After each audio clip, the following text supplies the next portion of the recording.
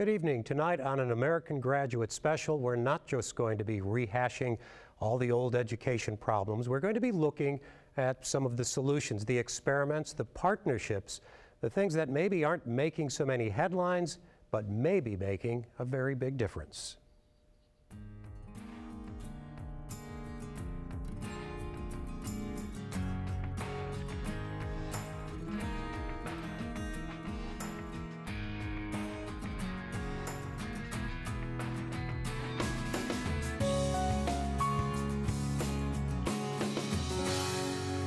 Good evening. I'm Jim Kircher. It's been quite a school year, to say the least, and I'm not just talking about all those snow days.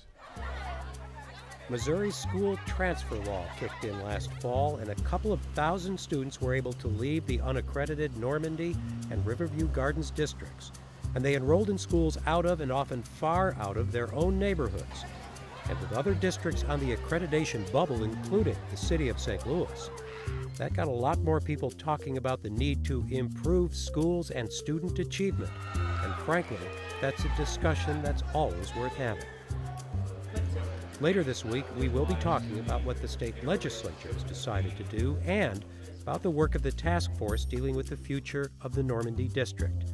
We'll be digging into all of that on Thursday night on Stay Tuned at 9 o'clock. And you can join the conversation on social media, and please do. The hashtag is AmGradSTL, and it's not like the weather. Everybody might be talking about education, but in fact, a lot of people are actually doing something about it. Tonight, we're going to be looking at some of the innovative ways that schools and their communities are working to improve instruction, raise student achievement, which, as Anne-Marie Berger shows us, will have a lot to do with the district's report card. What's our next word? What is it? No. No. It is the word no. Oh, Captain, my captain, our fearful trip is done. The ship has weathered every rack. The prize we sought is won. What's the mood there? There are more than 12,000 students from preschool through 12th grade enrolled in schools in the Ferguson-Florissant School District. At the 17 elementary schools, 3 middle schools, and 3 high schools, the district is working hard to maintain their good standing in the state of Missouri. Much of this responsibility comes under the leadership of Farhad Jadali, the Assistant Superintendent and Chief Information Officer for the Ferguson-Florissant School District. Their achievement or their progress is really our business. We are, like many other businesses, we are in business of education, and our job is to increase student achievement. That's the primary goal. Increasing student achievement is the goal of all school districts, especially when district performance and ranking is so important and accreditation is on the line. In 2013, the Missouri Department of Elementary and Secondary Education implemented the latest version of the Missouri School Improvement Program, also known as MSIP-5. MSIP is the system used to measure the performance of school districts around the state, and a district's report card is based on the percentage of points they score on a 140-point system. School districts that earn 90% and above of the points on the MSIP-5 scale will be accredited with distinction. Districts that earn 70 to 89.9% will be accredited. Those that fall between 50 and 69.9% will be provisionally accredited, and school districts that earn below 49.9% will be unaccredited. Nice job. Give a round of applause to Alexa. She's our first bingo winner. The Ferguson-Florissant School District earned 97 points, scoring a 69.3 on the MSIP-5 scale. That's less than 1 percentage point away from losing their full accreditation. The state won't intervene until they have 3 years of MSIP-5 data, so Jadali is collecting his own data to improve achievement now. When I look at these type of information, they're telling me that 2012 and 2013, my 6th grade teachers, they did something magical, that they were able to move these kids from whatever their ranking was in the state of Missouri to a higher level. And this also tells me that I need to focus on my 4th grade in that school. Something is not working. My responsibility is to give information to our staff, our administration, to our teacher and our students, so they can gauge their progress throughout time and be able to make decisions that is direct, concise, and effective. To do this, Jadali established School Grounds, a series of applications used to collect data to measure a student's progress across all aspects of academics, from kindergarten through 12th grade. This tracking of these students, from everything from their health to their attendance to how they did in a pop quiz yesterday, is constant and ongoing. It's not every 8 weeks, let's look at this child. It's all the time. Absolutely. The tradition was paper reports was being generated, would go in somebody's office, we would sit, so when a question would come up, we could open it and look at it. The times have changed. We started creating systems that in an instant you can look. Systems that you can immediately not waste time. 3 clicks, that's the maximum number of clicks, you get any information that you want. And when I say any, I literally mean any. We can go and look at from how many push-ups, how many sit-ups a student can do to their achievement level, to their attendance, their past progress. Look at that level from the lowest level. Look at our teachers' success, how successful they are in inducing knowledge in our students. Look at each one of our schools to see throughout time what are their strengths and weaknesses and all the way up. Jadali considers this an early warning system and a proactive approach to improving student achievement district-wide and scoring higher on the MSIP-5 scale. Data-driven. We have to look at data and be able to see in every facet of it. Attendance, student performance, the discipline referrals, everything that is going to impact student achievement, we have to look at it. We cannot just no longer just make decisions based on gut feeling. The 9 Network started its American Graduate Initiative back in 2011. We brought together some 50 community partners, not just to work on improving graduation rates, but to have those graduates academically and socially ready to continue their educations and move into careers. This, you can imagine, is a long-term commitment. If you want to stay informed, maybe get involved, take the next step, there's more information about all of this at 9net.org/American Graduate. We've been hearing a lot during these years about the need for young people to have good relationships with at least one caring adult. We've also been hearing about the need for schools to have good relationships with their community. What does that mean? Well, a lot of people told us. Take a look at what they're doing at Brittany Woods. The saying that a challenge has a lot of moving parts takes on a whole new meaning when you're the principal of a middle school. Your middle school is where it's at. If I came in working at a middle school because I believe that a lot of the decisions for the rest of their lives are made between 6th, 7th, and 8th grade.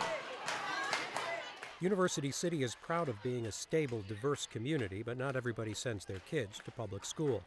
Brittany Woods is 75% African American. 60% of the kids here are getting free or reduced lunches. And like a lot of schools with those kinds of numbers, there are too many kids not performing at grade level.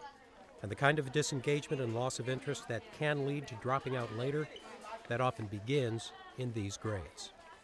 When you really are looking at working with kids and helping kids that are underserved or have a lot of struggles coming from different places, they need a lot more resources. And so to ensure that they get those, you can't just lay it on the classroom teacher. You have to really look and see what kind of community resources can we bring in, who else is skilled and knows knowledge about working with youth and development, who can help. And Brittany Woods is drawing on the resources of 16 organizations in something called a Community School Initiative. It's designed to make schools community centers, and there are dozens of activities and events addressing a variety of needs of students and their families. And the academic part of this goes far beyond after-school tutoring. So if I put acid on this marble, quote unquote, should it bubble if it's metamorphic and it doesn't have calcite in it? No. This is Megan Eberly's science class. Maybe you remember learning about igneous, metamorphic, and sedimentary rocks. Her challenge, you might say, is bringing those rocks to life. But I want mine to be kind of like this with different colors in it. So the kids today are using what they've learned to design a kitchen and choose a countertop. Will it absorb and stain? How do you clean it? How much will it cost? Also in this class today is Rachel Riggerello. She's from Washington University's Institute for School Partnership. For this class, she was able to bring in rock samples and microscopes at times, but her real contribution is the science. We started this unit with meeting with a Washington University faculty member who does research on water chemistry and carbon sequestration. So she studies rocks right now, because rocks can feel old and they can feel like, why are we studying rocks?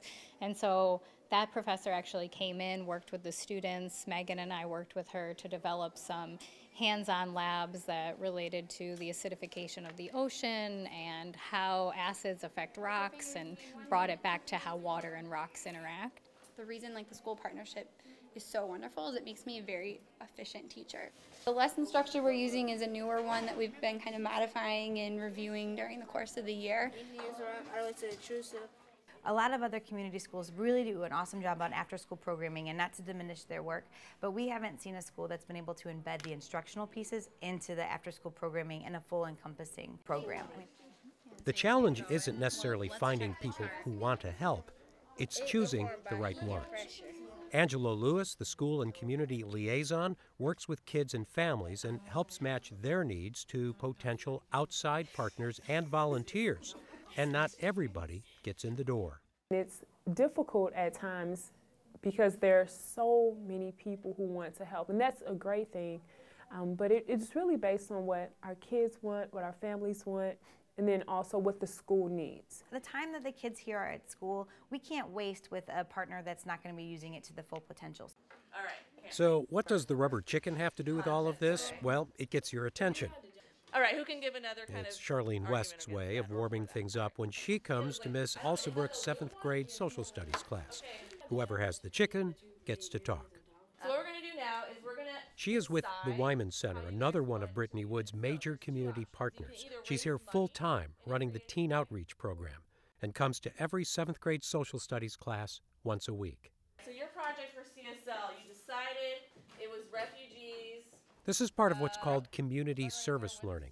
The social studies unit is on human rights, and she's helping the kids plan ways to help refugees who have settled in St. Louis, tying the classroom lessons to their own community. All right, unanimous. Okay, good. So learning that will make things concrete. So a lot of times what we do, and kind of our motto, is we don't teach teens what to think, or at all. We try and teach them how to think. So we'll take a vote on that. Who wants to just do the drive?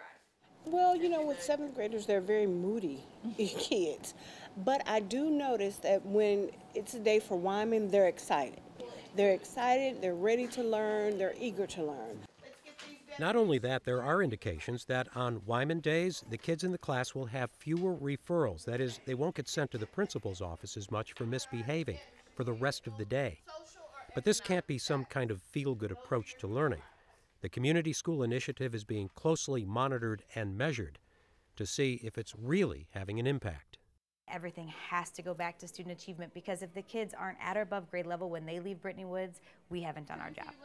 There are those who say that Brittany Woods is a better school than it used to be. If that's true, it will help the district maintain its full accreditation under the new standards that kick in 2015. And Dale Singer and Tim Lloyd are joining us. They cover education for St. Louis Public Radio. And as I said, we'll be talking and analyze those latest developments in Jeff City on Stay Tuned Thursday night at 9. Well, let's step back to some of the things that districts are doing. And you cover a lot of the districts and the activities. But let's talk about this idea of community partnerships, wraparound services, community schools. Tim or Dale, how is that being applied? How do you see that being applied? Is it a new idea, or is it something that's been going on for a while? It's not necessarily a new idea, but it's an old concept. They figured that before students can learn, they have to be in a situation where they can learn. They don't want them to be hungry. They don't want them to be worried about the situation at home.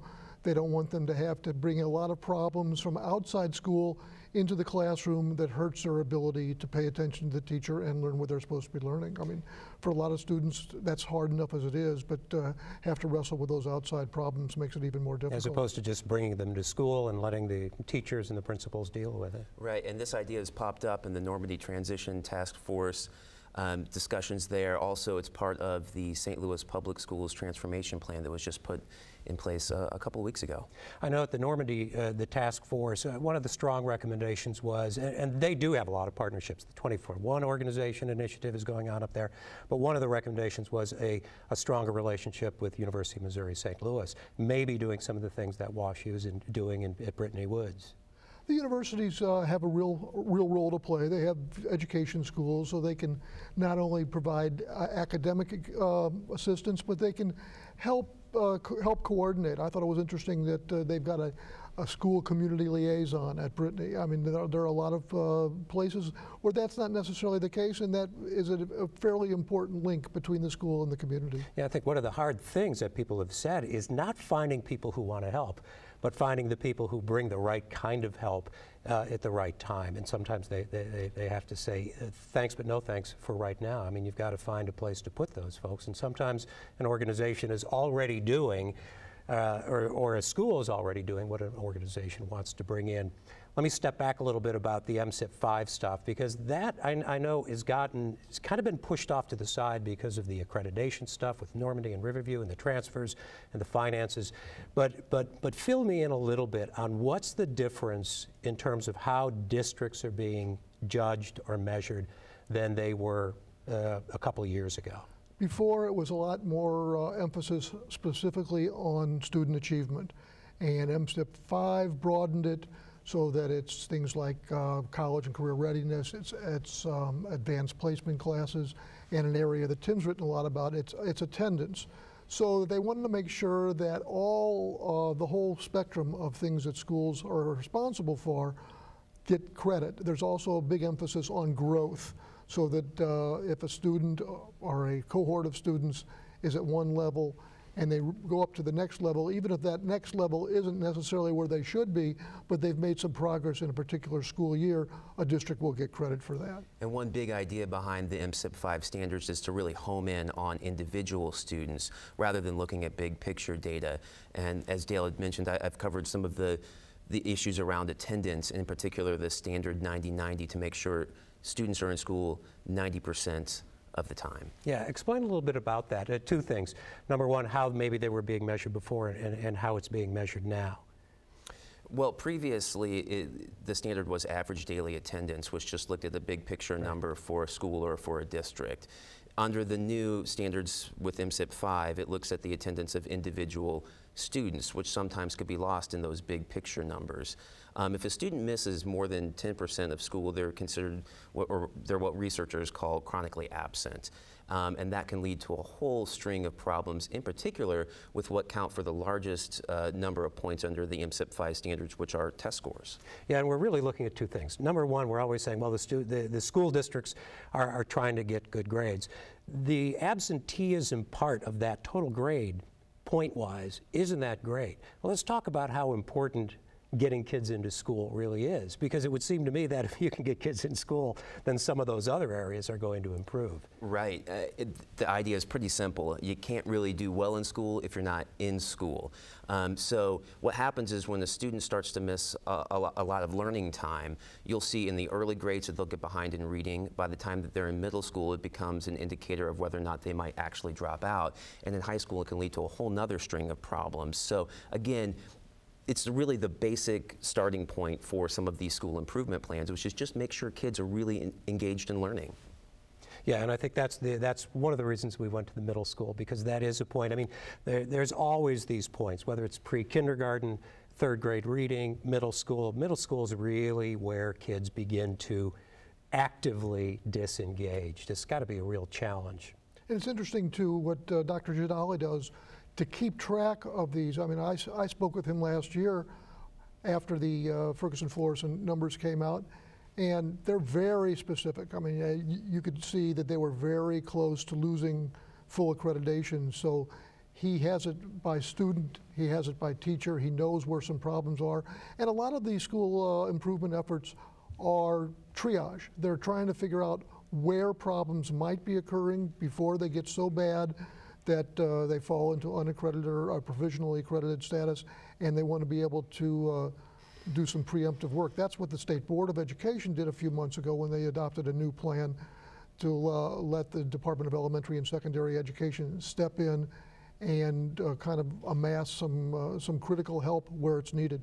Yeah, I was fascinated in Anne Marie's story, this sort of real-time monitoring, as opposed to waiting for the end of the semester or the quarter or weekly reports to see these things happening almost as they happen. Right, and they're really looking for early warning indicators that a student might be headed in the wrong direction. They want to get to that student quickly, rally around them, and make sure they get them back on track. Yeah, I know a lot of folks have said one of the things is schools a lot of times knew when kids weren't there, but they didn't know why.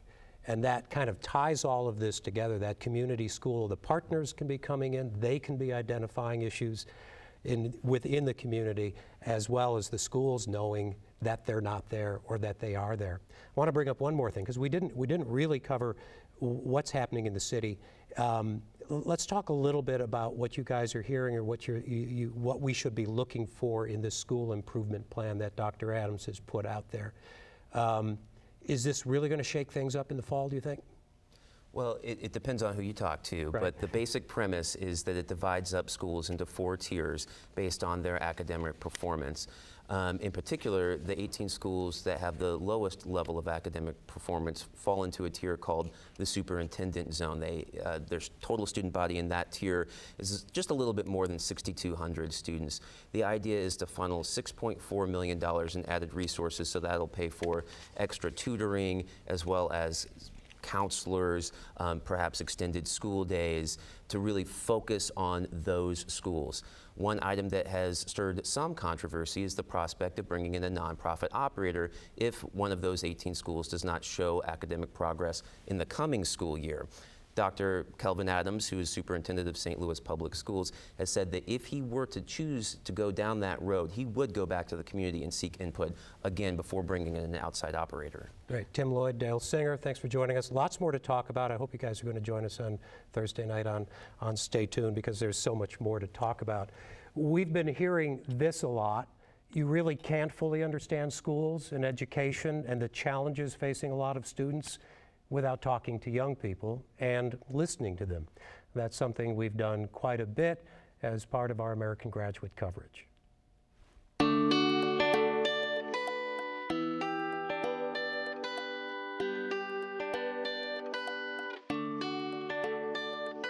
So we've heard a lot that, young people need consistent, caring adults in their lives. How important is that to you all when you know that your teacher cares? How does that affect you? How does that inspire you? That's one of the biggest effects you can have when you have someone that actually cares about you, and it's like one of the motivations of a lifetime. I believe that adults play a big role. They're just the ones that their affirmation really counts the most. What do students need from their teacher? They should be nice, but at the same time strict, and they should be able to push you to do higher things. I don't want you to make, a bad grade seem better than it is. Oh, a C is not that bad. I want you to tell me what I did wrong and how can I get it better. What is quality education? What does it mean to you?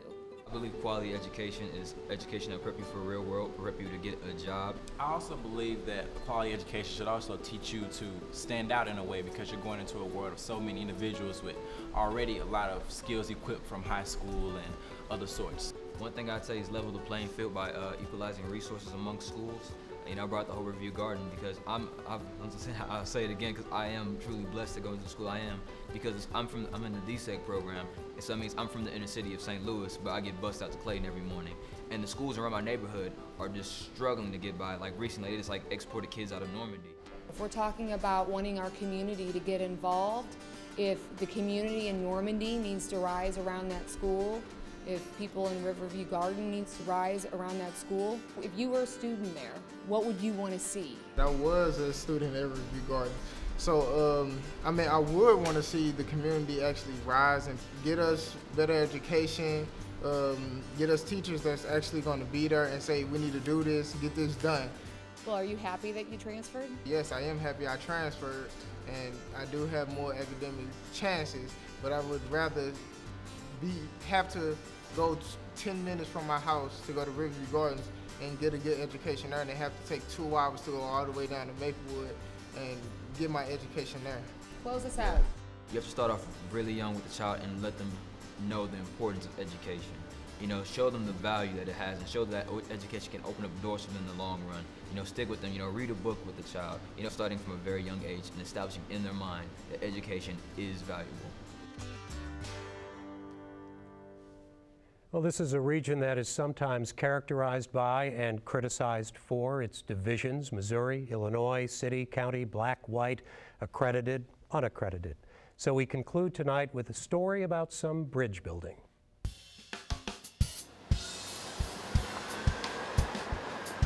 Here's something you don't see every day: a busload of mostly white kids arriving at a mostly black high school.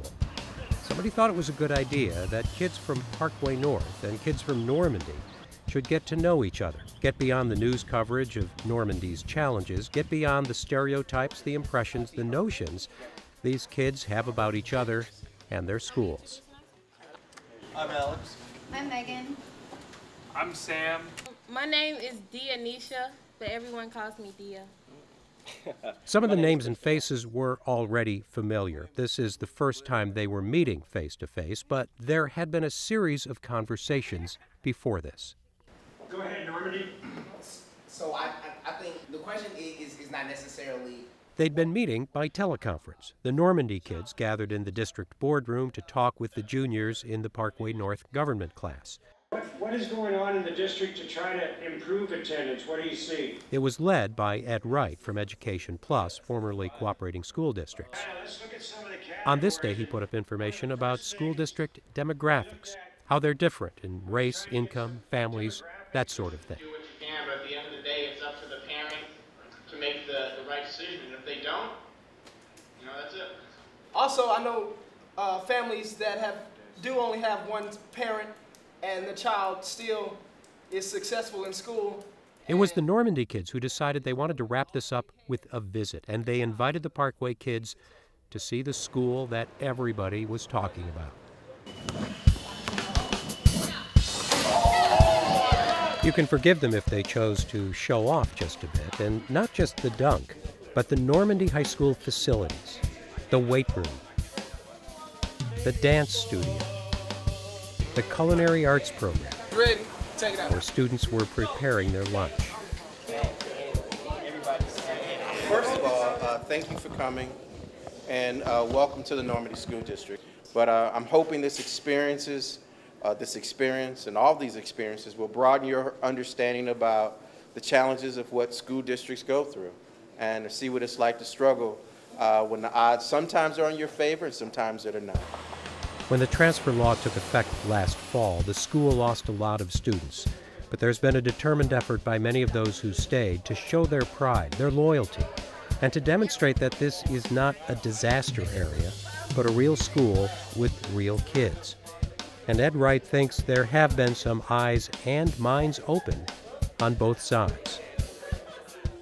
Today was a really important step, I think. I'm really glad we were able to work it out, where they can really sit down and with each other and see what they're like as human beings. So I think that they're all more willing to take chances now intellectually with each other. I should take a tour of our school. This coming together of Normandy and Parkway students was a good story, and it got some coverage. There are a lot of good stories here, but it's hard to put a positive spin on the big picture. The district's academic and financial challenges, and the uncertainty of it all. When they met in early May, the Parkway students might not have known all of their classes and teachers for this fall. The Normandy kids, they didn't know if they'd even have a school.